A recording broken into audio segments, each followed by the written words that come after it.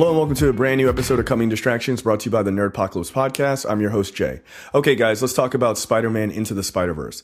This is the definitive origin story for Miles Morales, aka the Spider-Man who is half black, half Latino, who originally started in the Ultimate Universe in the Marvel Comics. So this is a little bit, I would argue, a little bit of a spoiler for the comic, not so much for the movie, but what happens in Miles's universe, because it's different than the other universes that we think about Spider-Man being in.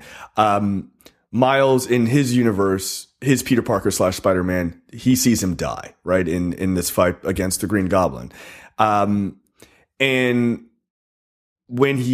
after he dies, through a situation through Wilson Fisk, aka the Kingpin, there ends up opening this rift between universes, and different spider people from different universes make their way through to Miles's universe. So there is the Peter Parker / Spider-Man from a different universe. There is Penny Parker from sort of like the anime universe.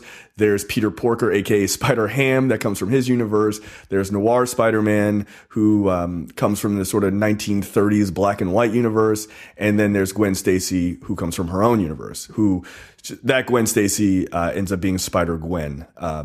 So they play that these sort of five mentors come and they need his help to get back to their universes, right? So they have to lean on Miles. At this point, Miles newly has his powers, doesn't really know how to use them. So he kind of leans on Peter Parker / Spider-Man that's come from this other universe. This couldn't be more confusing, to help sort of mentor him.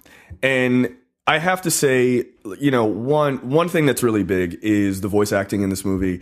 Shameik Moore plays Miles Morales. You would know him. He starred in Dope. He's a great actor. Haley Steinfeld plays Gwen Stacy. Mahershala Ali plays Aaron Davis, aka the Prowler, who is Miles's cousin. Jake Johnson plays Peter Parker, Spider-Man, from this other universe. And Liev Schreiber as Wilson Fisk, and Brian Tyree Henry as Jefferson Davis, Luna Lauren Velez as Miles's mother, and Lily Tomlin as Aunt May. I'm only naming all of those people because they are all significantly important to the story and how well they do. And also, just as a side note, Nicolas Cage as Noir Spider-Man is amazing. He's great. So all of these spider people come to this universe. They're forced here. And so the story is about sort of building Miles's confidence to be his own Spider-Man, be his own man, put on the mask, do his thing so that he can end up saving all these other heroes who are well experienced. Like Gwen Stacy is like super experienced as Spider-Gwen because she's been doing it a number of years. Obviously, Peter Parker is.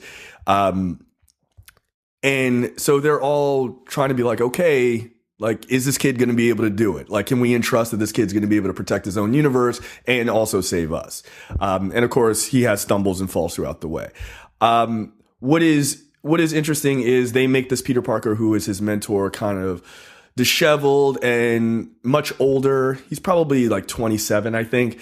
And, he's got like a 5 o'clock shadow. He's a little fatter because, his life hasn't been going so great. In this universe, he's broken up with his girlfriend, MJ. He's just a little bit more like, I don't know. He's just more grizzled. So he has a sort of a different outlook, but through dealing with Miles, he sort of kind of gets back to the Peter Parker that right?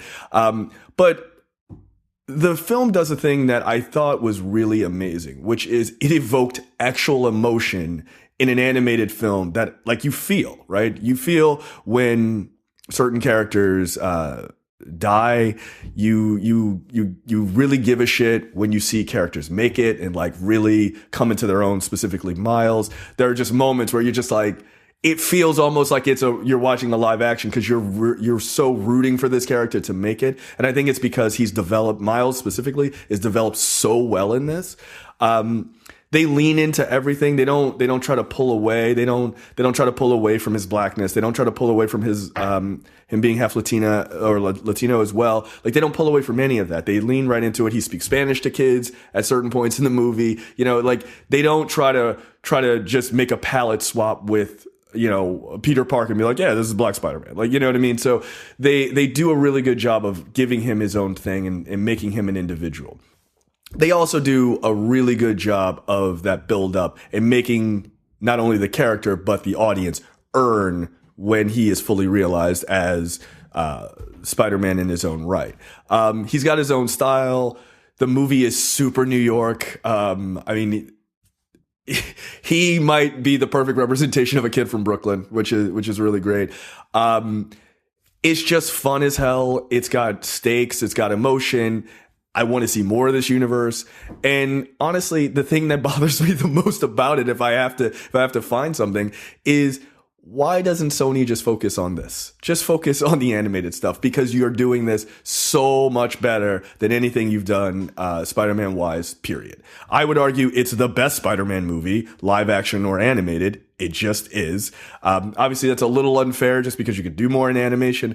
But as far as characters and as far as the way it is written and how well it's written, yeah, it is. It's really good. You really get to see him come up from just a regular kid to this superhero. And it's dope. I got a little choked up on a couple parts just because they were so well done and like they're emotionally heavy. So I don't know. It was really great. I don't have any complaints about the movie. I thought it was excellent. I really did. Probably one of my favorite movies of the year.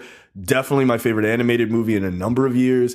Yeah, you're going to hear a lot of great things about this movie and they're all earned. So Spider-Man Into the Spiderverse.